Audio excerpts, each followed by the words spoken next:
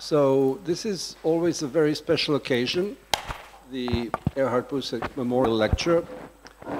In fact, Erhard Busek was with us here 4 years ago when we first did this, and he is not only a mentor and friend to many of us here, but also someone who was instrumental in putting all this together with the University of Rijeka, the Center for Advanced Studies. So it's really his legacy that we are honoring with this memorial lecture, and his engagement not only in this part of the world, but broadly in Central Eastern and Southeastern Europe. Many stories to tell, and I hope some of you share them later on privately and publicly. I'm sure Wolfgang Petritsch will tell us some of them as he begins his lecture. I'm particularly honored, and it's a great pleasure that, Wolfgang, you have accepted to give this lecture tonight.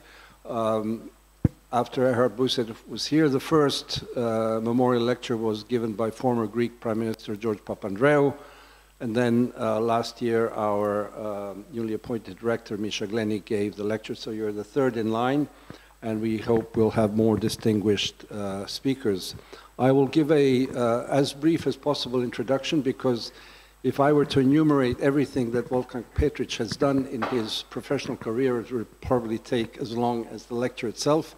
So I will spare you all the details, but I will simply say, especially for the benefit of those who do not know Wolfgang Petritsch well, he is a distinguished senior Austrian diplomat who has had many very significant positions, high-level positions at the Austrian Ministry of Foreign Affairs, but internationally as well. He has been most notably the International High Representative for Bosnia and Herzegovina from 1999 to 2002. He was ambassador to Belgrade, the hometown of myself and a few others here, from 1997 to 1999, and it was at that point, of course, those of you who may remember that there was the bombing of the Federal Republic of Yugoslavia in 1999, but that was preceded by a final attempt to reach a peaceful, negotiated compromise solution in France at the Chateau de Rambouillet. And Wolfgang was then the EU representative for Kosovo, and he led basically the EU side of things, the American side of things being then led at a practical level by James O'Brien, who is currently the Assistant Secretary at the State Department responsible for Europe. We know how that ended, and we went on with the bombing. He was chair, also interestingly, which I didn't know until I read the bio, you were chair of the Succession Commission, which was basically the divorce procedure for the Socialist Federative Republic of Yugoslavia, where basically the family members divvied up the properties, the embassies, and all of that. He was a permanent representative of Austria in Geneva at the UN and at the OECD. Last but not least, he is still the president of the Austrian Marshall Plan Foundation. And last but certainly not least, he is, and we are very happy to have him as a member of the Board of Trustees of the Institute for Human Sciences. I'll stop there. Wolfgang, as you see, will give a sweeping overview of the current geopolitical situation under the title Contestation, the New Dynamic Driving Global Politics. Wolfgang. Thank you very much. I should actually get up and say a few words about Erhard Busek, because I believe this memorial and the memory for Erhard Busek is really something which is very dear to me personally, I should say. I did not always have a conflict-free relationship, but there was, I'm sure, a mutual understanding and mutual respect there, because we both had so much in common in thinking along the same lines, I should say. Now, I was particularly touched yesterday when Sanja Bojanic Professor Bojanic gave me a tour of the palazzo here, of the palace, and I saw the Erhard Busek room up there. This was really extremely touching for me. I see him not so far away from his native Vienna. Nevertheless, a very indicative sign how important Erhard was over many, many years. He really was the inventor, I should say. He played a crucial role, as you just indicated, in establishing the Institute for Human Sciences. He was the long-time president of the Institute for the Danube area, Institute für den Donauraum, and of course he was the rare breed of a public intellectual and a practical politician, practitioner politician at the same time. Extremely rare. I could not think of anyone else who really combined these two extraordinary parts in one life, so to speak. I think that is what made Erhard Busek, but it is also what generated criticism, because Erhard's personality, intellectual personality, was one of a certain arrogance, of a, I know everything, what are you telling me? But then at the same time, he was really someone who made things happen. Yeah? That really is something which I believe distinguishes him from many other politicians. And he was in many ways a person, a personality where distinct features seemingly not possible to be in the same body, so to speak, was there. And that really is what I really liked about him.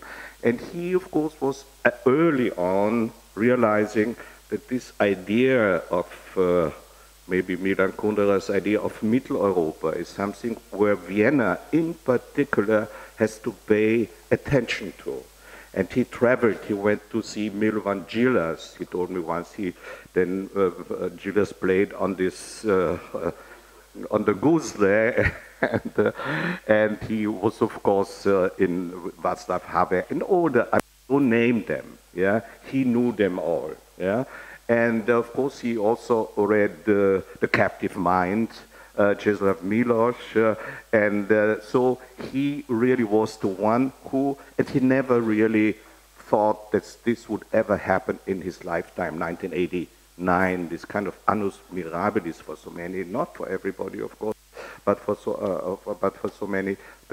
And as a Minister of Science and Research, as a Vice Chancellor in a grand coalition in Austria, he was the one who brought the ÖVP, the Austrian People's Party, with different contrarian interests in the party itself into the European Union, together with the Chancellor, Social Democrat Franz Vranitzky, who also had his own problems within his own party. So the two of them actually were the ones who made it possible and were the leaders in getting Austria into the European Union. And this was the last grand projet, I should say, for Austria. And politics needs big projects. I think this is one of the problems also in Europe right now. You know, this kind of itsy-bitsy thing, doing here a little bit and there a little bit, this procrastination and all these issues. That was something where Austria really was at the height of its common understanding and a common purpose there. And there, Busek played a very important role in this. Now, it says lecture. Lecture means I'm going to read something to you, but I hope this will not be just a reading.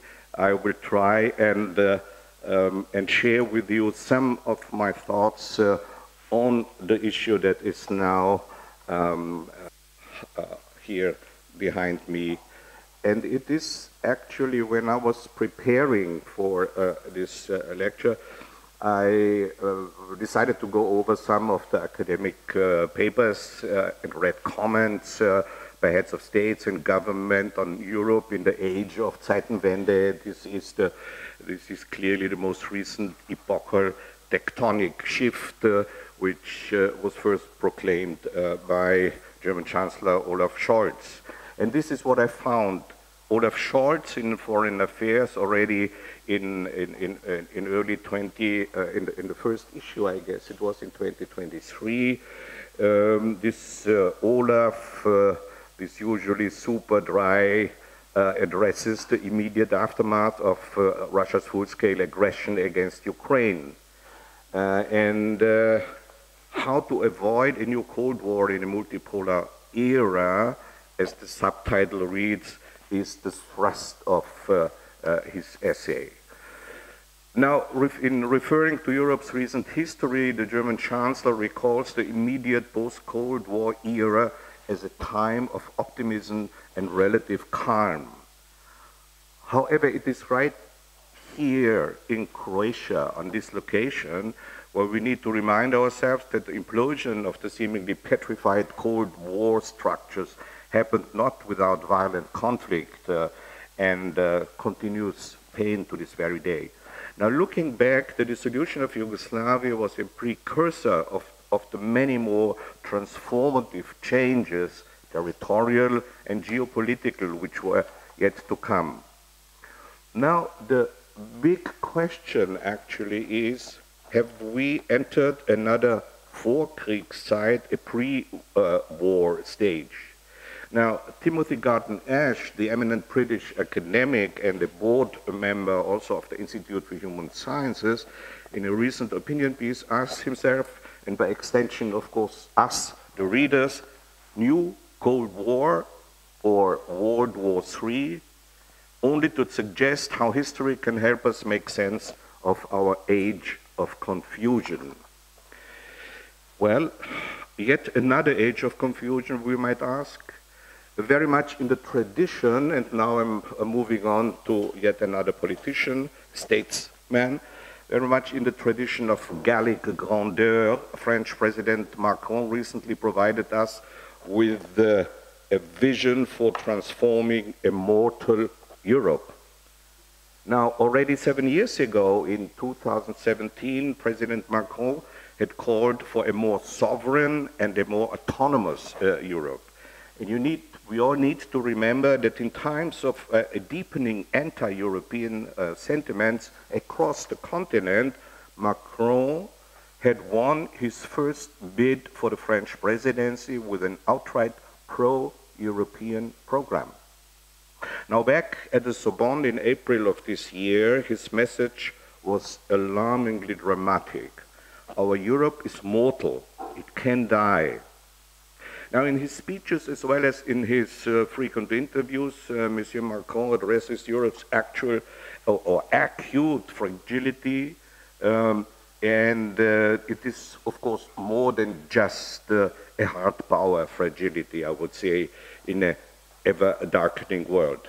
Now, the massive resurgence of nationalism and populism, which was the French president's point, could undo the liberal democratic space called Europe. Now, and I'm still talking of Macron, by referring to the entire continent from Lisbon to Odessa, Monsieur Macron rhetorically transcends the political geography of EU Europe, so to speak, by including Ukraine, a phrase he quite frequently uses. Now, while in the past the Union's heads of state usually spoke in upbeat and confident terms of the future of Europe, the events of February 2022 have deeply affected Euro's long-standing narrative. In fact, Russia's aggression has irreversibly, I believe, altered the very nature of the European integration project. Now, the French president is convinced that, and I quote, nothing less than the future of European civilization seems to be at risk, unless, he maintains, swift decisions are taken to counter the threats to Europe's security, of course, obviously it's Russia, its prosperity, it's obviously China and the United States, and its human values, thinking of clearly in his own country on populist nationalism, the role of social media, hate speech, and so on. All this rhetorical doom and gloom by pundits and policymakers alike leaves me with some quite mixed, even incredulous feelings. Are things really that bad? Are we indeed on the brink of World War III? Or is it, I wonder, just our Western-centric view when the post-45 global order is under duress as never before? Well, one thing is clear.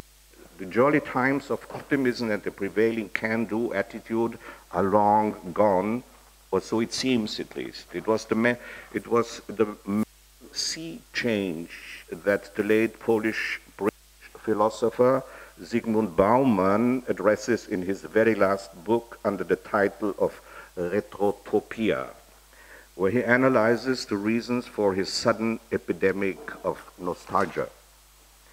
Professor Bauman pinpoints the lost ability of nation-states to keep the promise of prosperity and security in a globalized world. The post-war era has, over time, produced a sense of uncertain belonging in many, a feeling of vulnerability in a borderless world. Up until 1989, there was a clear-cut and often dangerous divide between East and West, defined by ideological competition and held together by sheer luck, I should say, and the threat of MAD, M-A-D, the acronym for Mutually Assured Destruction. These blocs were not without their respective challenges, obviously. The American century was shortcut by Vietnam, still the emerging cracks between Western Europe's 68 generation and Washington's global ambitions were less consequential than Moscow's dealings with the ever more frequent cracks in its eastern satellites.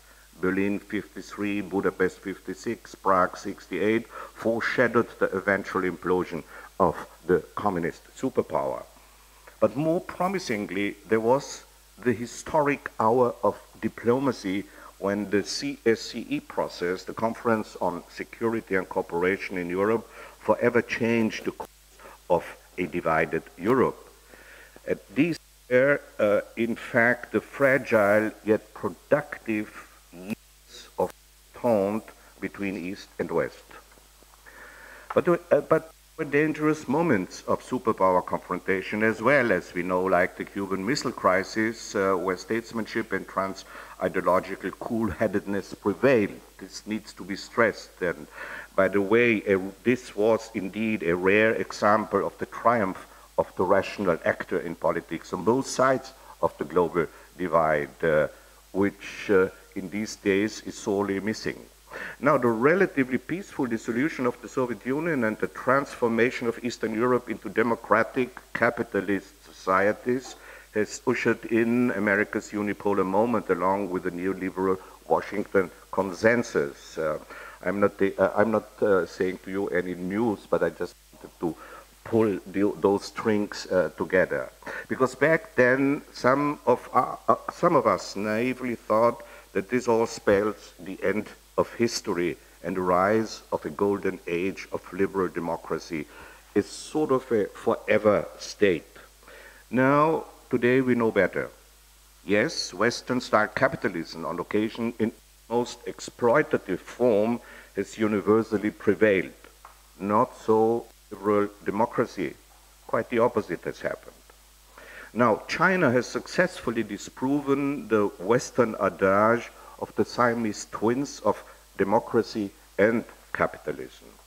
Now, China, one of the defining changes since 1989, of course dating back to Deng's reforms, is undoubtedly the meteoric rise of China in this one-party communist system, and Tiananmen is but a distant dream. Liberal democracy is increasingly under threat, not just in the non-Western world. In the United States, in Europe, authoritarian temptation is gaining ground, driven by populist sentiment and the widening societal divide based on an ill-gotten but so cleverly crafted "my country first" slogan. The third wave of globalization has elevated hundreds of millions out of abject poverty, particularly in Asia. It has also left behind too many, far too many. Another truism I would like to share with you: the gap between the super rich and the very poor continues to grow at an alarming speed. This, in fact, is the biggest challenge, in my opinion, for humankind. The make or break situation, as I see it, of our time. It seems so curious, the world of breathtaking technological progress and the ever more alarming deterioration of our climate and biodiversity, this man-made paradox of epic proportions. Identitarian nationalism has migrated from Europe and is now on the rise on all the continents. Let's take the world's most populous country, India, where majoritarian Hindu nationalism threatens the very fabric of Nehru's pluralist cultural project of the post-colonial era. And Mr. Modi is winning elections. In the global south, I know this is a rather problematic term, but let's stick with it, forms of organization are taking root. The BRICS have just enlarged in the footsteps of earlier informal governance models, mostly Western initiated, like the G7 or the G20. Now, whether BRICS Plus succeeds is another question, considering enemies like Saudi Arabia and Iran, or India and China. What we see, and this is a new, rather recent development, is a group of ever more assertive middle powers. Think of Turkey, India, Brazil, Egypt. They are gaining traction and influence. Now, these regional power brokers want to be at the table and not on the menu, as Ivan Krastev, our friend, has written recently. Now, these tectonic shifts have of late led to a cacophony of regional and cross-regional partnerships, many of them contradictory in themselves. The real impact of the future world order on this future world remains, however, to be seen. Now, China is the leader of these alternative global and regional installations, which are increasingly questioning the Western-dominated United Nations system, along, of course, also with the international financial institutions, the World Bank, the IMF, and other post-World War II setups.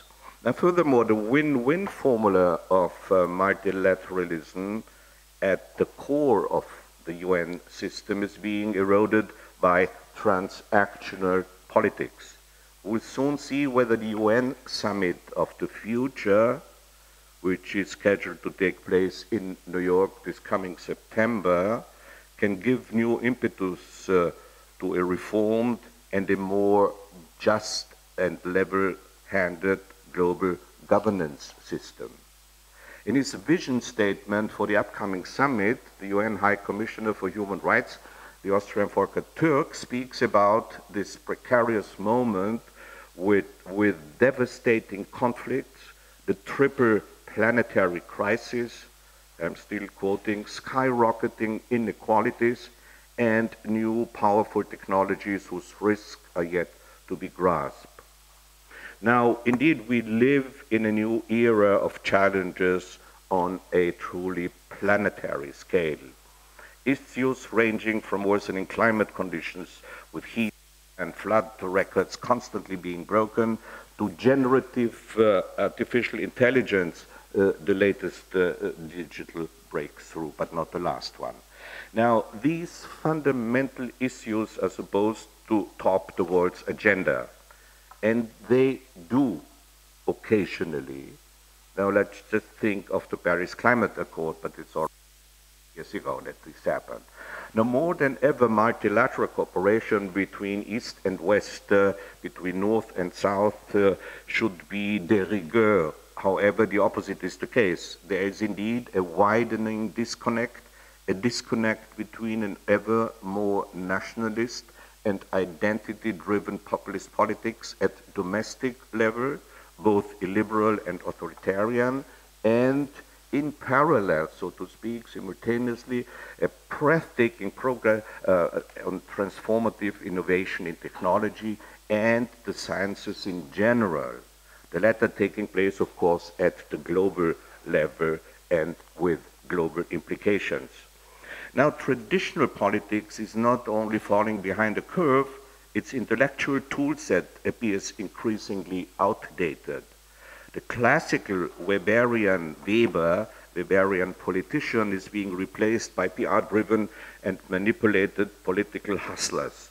Well, we know about this a little bit in Austria also. Now, earlier in my presentation, I referenced the late Zygmunt Bauman.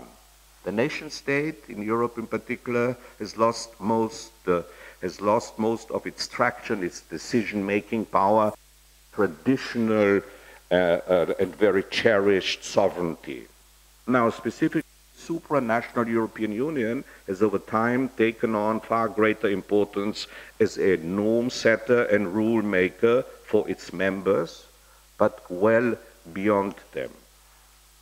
And so national politics continues to pretend to be fully in charge. There is yet another factor which renders the nation state slowly but irreversibly irrelevant. It's a long process, and the nation state will find its own role in the future, but maybe regions are more important than this, the modern feature of a nation state. Now, and this, of course, is Europe's historic dilemma. Pushed by the digital revolution, globalization has changed the socio-economic landscape forever and created new and unprecedented challenges, to be sure. Multinational companies, the original digital startups of the late 20th century, take the Silicon Valley's Big Five, are amassing unprecedented capital and disproportionate political and social influence, including for their billionaire owners. The role of the state has been questioned, and for a while the market seemed to have replaced democratic decision-making. This trend continues despite a recent revival of the state as provider of public goods during the pandemic, for example. Another example is the unlimited liquidity and zero interest rates for almost 15 years after the global financial crisis of 2008. Now, in areas of politics, and governments are increasingly losing their monopoly. Transnational corporations and their lobbyists in Western capitals are the new normal in matters of global governance. They are in many ways the rule setters. Technical standards, for example, are increasingly not being set with reference to them, but by them, in their very own interest. Now, meanwhile, tax avoidance and a lack of globally accepted regulatory measures have created an untenable situation. The financial power of the Silicon Valley entrepreneurs outpaces most of the state budgets of countries in the global south, as well as even some of medium-sized Western nations. Now, according to a recently released debt report, 130 debtor states are currently in a, and I quote, very difficult budgetary situation. The United Nations estimates that more than 3.3 billion people, this means 2 out of 5, are living in states that pay more in debt servicing than they muster for education and health. Now, this is indentured servitude on a national scale, and it is impoverishing ordinary people, leaving their countries less and less equipped to service those payments in the future. Yes, and most of these payments are going to G7 nations, countries in the European Union and China. The debt burden is but one of the factors that are driving the world apart. Now, let me now make a big leap towards Europe and its potential role in the emerging multipolar world. What can the European Union, what can wider Europe do to find its place between the United States and China as the major poles of our time? Now, in short, how can we avoid a confrontative China-America that dominates and sucks in the rest? While we are preoccupied with the wars in Ukraine and in the Middle East, global inequality, I've made a reference to it already, widening gap between the rich global north and the poor global south has taken on all sorts of features. How will we tackle climate, migration, both increasingly interconnected, or the fair exploitation of the world's natural resources? Rare earth, I'm referring to as one example, rare earth minerals and other materials critical to our digital future. Now, the European Union, by now the regulatory leader in many areas, particularly in artificial intelligence, will have to face these multi-faceted challenges. Now, when it comes to rules and regulations, a favorite of Brussels bureaucracy, the European Union is already a global player. For example, in December of last year, set a global precedent by adopting the AI Act. And I quote, one of the world's most comprehensive sets of artificial intelligence rules. This landmark legislation could, according to the economist Mariana Mazzucato, signal, and I quote, a broader trend towards more responsive AI policies. But thus, regulatory leadership, even if successful, already qualify the European Union as a global political player? I would say no. The latest Zeitenwende is being played out in the field of security. Military defense, human security, energy security, you name it. And these all are areas of particular weakness in Europe. The European Union, conceived as a peace project, is still unfinished business, and it will have to redouble its effort in many fields, and I think of Alberto and his impressive presentation yesterday. Well, it boils down to the question, are we, the 27 members of the European Union, ready to accelerate and deepen integration and give up sovereignty in such symbolically charged areas as foreign and security policy or even defense? In view of the upcoming elections to the European Union Parliament, it is safe to say that these crucial issues will dominate the next 5-year period of the new Commission, Parliament, and a Council, of course the Council as well. Now, how then can the European Union contribute to a new global order when old ideas like the balance of power, the concert of nations are being put forward? These are all outdated and counterproductive proposals. Now, let me say this. We have entered an era of global contestation, hence the title of my presentation. A new dynamic is driving international affairs. This new intensity is not only due to Russia's aggression against the Ukraine and the resurgence of violent territorial conflicts worldwide. It is the escalating rivalry between the United States and China, more significantly changing but growing coalitions are promoting anti-Western discourse. They are challenging established global governance structures and institutions. The global battle over norms, rights, votes, investments, and much else is on the rise. Thus, the question is, how can Europe's leaders navigate the triple challenges of territorial contestation, think Ukraine and Gaza, or even Sudan, issue-specific contestation, there we refer to climate finance, public debt, tax regimes, and normative contestations, territorial, issue-specific, and normative contestations. Political systems and political actors are meant by normative contestations. Now here, a recent paper by the Paris European Institute for Security provides us some novel ideas. Its director, Stephen Everett, stresses the necessity for Europe to adopt a new mental map of the world. Recognize that we live in a power politics world. Strike a balance between enforcement of existing rules, like the UN system, universality of human rights, between existing rules on the one hand and norm innovation on the other hand. We're talking about cyber, for example. And as a third aspect, the global justice demands the reform, of course, of the existing international system.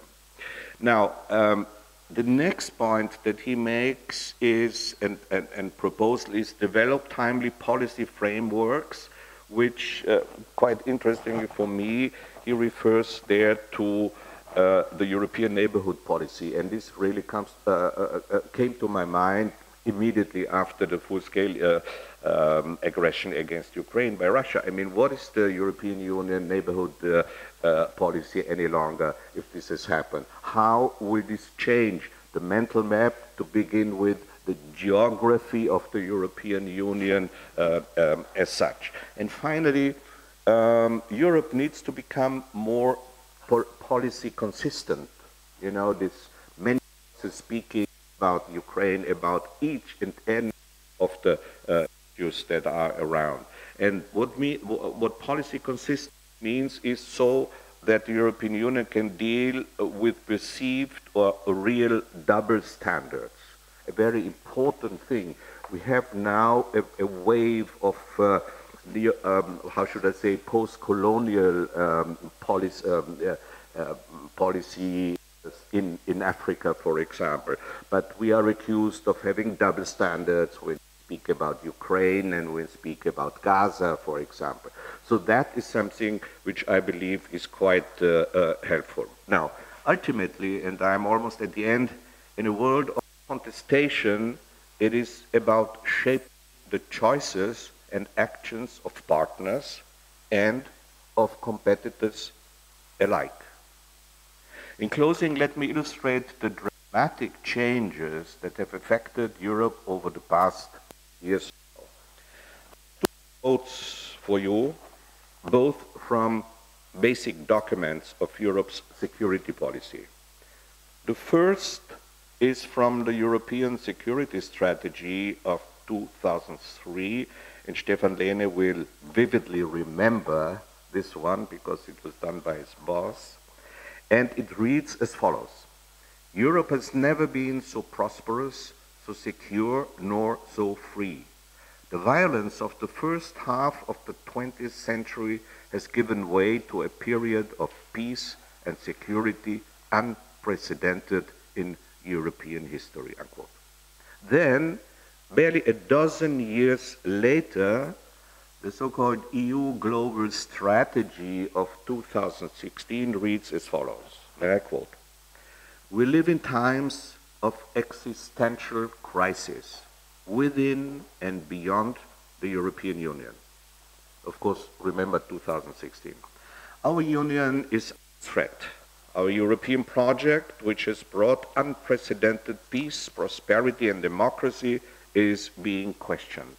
To the east, the European security order has been violated, while terrorism and violence plague North Africa and the Middle East, as well as Europe itself. economic growth is yet to outpace demography in parts of Africa. Security tensions in Asia are mounting, while climate change causes further disruption. End of quote. Now, I have, as the commentariat in academia and the media is wont to do, provided the tour de force of some of the many challenges and problems facing our world and Europe today. These challenges can easily seem daunting and insurmountable.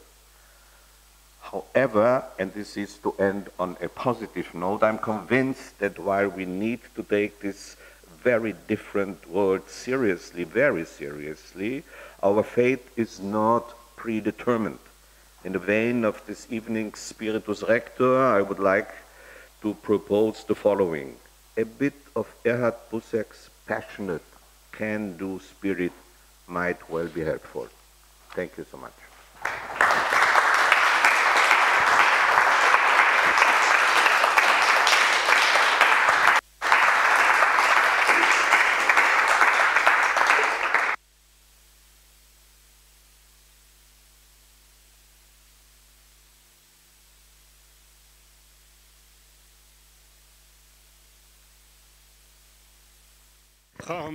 I think you have done honor to the memory and to the activity of Erhard Busek, both as an intellectual and, as you said, a political activist. And we've had dimensions of that over our past 2 days with our Europe's Futures fellows of this generation. I think you have given us more than food for thought on these issues, and I think that given the discussion about the future of Europe's Futures project and program, about which we had a discussion this morning, touching, I think, in substantive terms on a lot of these issues, and I think we all look forward to the next steps in the institutional arrangement that will allow for fellows and those who are the friends of this view of the world, fully cognizant of the enormity of the task, but imbued with the spirit of going forward into uncharted waters, as you said. And again, the quotes of the two reports that I think everyone here is well aware of, knows that as Hannah Arendt said, the unexpected is to be expected. So thank you once again. Thank you all for attending. We now go to our next step, which is the family photo, and then the Panem et Circenses will begin. Thank you very much. Once again, thank you both.